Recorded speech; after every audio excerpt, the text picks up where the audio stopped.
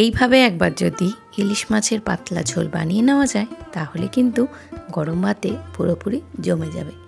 বর্ষা শুরু হতে হতেই কিন্তু বাজারে উঠে গেছে ছোট বড় নানা রকমের ইলিশ মাছ।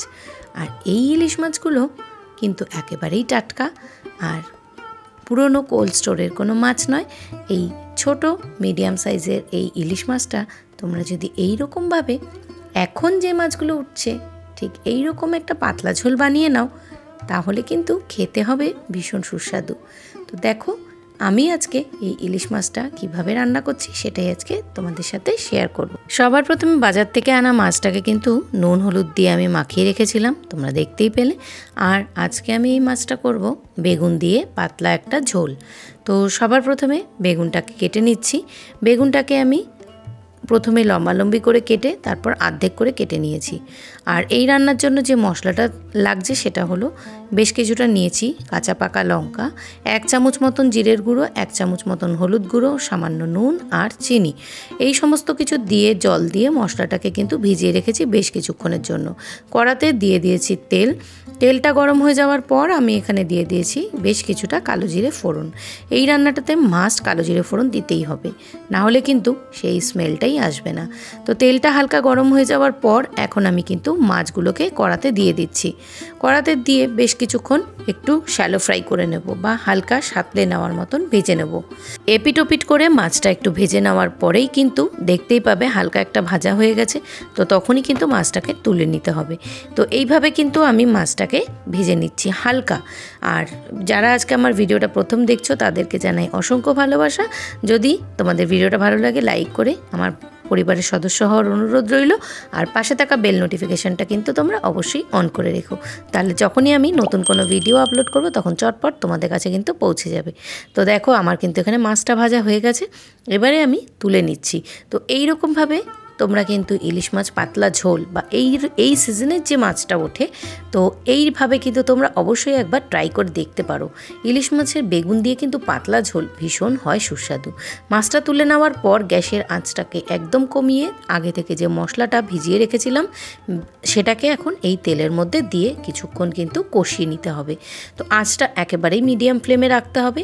গ্যাসের আঁচ বাড়ালে কিন্তু মশলা পুড়ে যাওয়ার চান্স থাকে। তো এই ছোট ছোট টিপসগুলো দিয়ে রাখি কিছু নতুন রাঁধুনিদের জন্য। আর দেখো এখন কিন্তু আমার এই মশলাটা পুরোপুরি কষে আসার দিকে। এর মধ্যে আমি দিয়ে দিচ্ছি 5 থেকে 6টা গোটা কাঁচা লঙ্কা। তো এই রান্নাটাতে এই গোটা কাঁচা লঙ্কা দেওয়ার একটাই কারণ, সেটা তোমরা ভিডিওটা দেখতে থাকো তাহলেই তোমরা বুঝতে পারবে। এরপর দিয়ে দিচ্ছি বেগুন। তো তোমরা দেখে বুঝতেই পারছো তো যে বেগুনটা না ভেজে আমি তেলের মধ্যে দিয়ে দিলাম। হ্যাঁ, একেবারেই কিন্তু কম তেলে জিনিসটা কিন্তু রান্না হয়। আর এই বেগুনটাই যদি আমি আগে থেকে ভেজে নিয়ে করতাম তাহলে কিন্তু প্রচুর পরিমাণে তেল লাগতো। তো বেশি তেলটা খাওয়া স্বাস্থ্যের জন্য মোটেই একেবারেই সুবিধাজনক নয় বা স্বাস্থ্যকর নয়। তো তাই জন্য এইভাবেই রান্নাটা করছি। তোমরা একবার অন্তত করে দেখো, বেগুনের ভাজা বা এইরকমভাবে করার মধ্যে কিন্তু কোনো রকম স্বাদের তফাৎ থাকে না। তো অবশ্যই তোমরা একবার ট্রাই করে দেখো। আর বেগুনটা দেখো পুরো কষে এসছে এবং পুরো মশলার সাথে কিন্তু কষে গিয়ে যখন তেল ছেড়ে আসবে তখন আমি এর মধ্যে দিয়ে দেবো জল। অবশ্যই সেটা গরম জল হতে হবে। এবং দেখো জলটা দেওয়ার পর তোমরা যতটা পরিমাণ ঝোলের পরিমাণ রাখতে চাও ঠিক ততটা পরিমাণ দিতে পারো। তো আমিও আমার পরিমাণ মতনই এখানে জলটা দিয়েছি। তো এবার বেগুনগুলো একটুখানি ফুটে আসার পালা। কয়েক সেকেন্ড একটু ফুটবে, 1 থেকে 2 মিনিট মতন ফুটলেই কিন্তু বেগুনটা আমাদের মোটামুটি মতন সেদ্ধ হয়ে যাবে।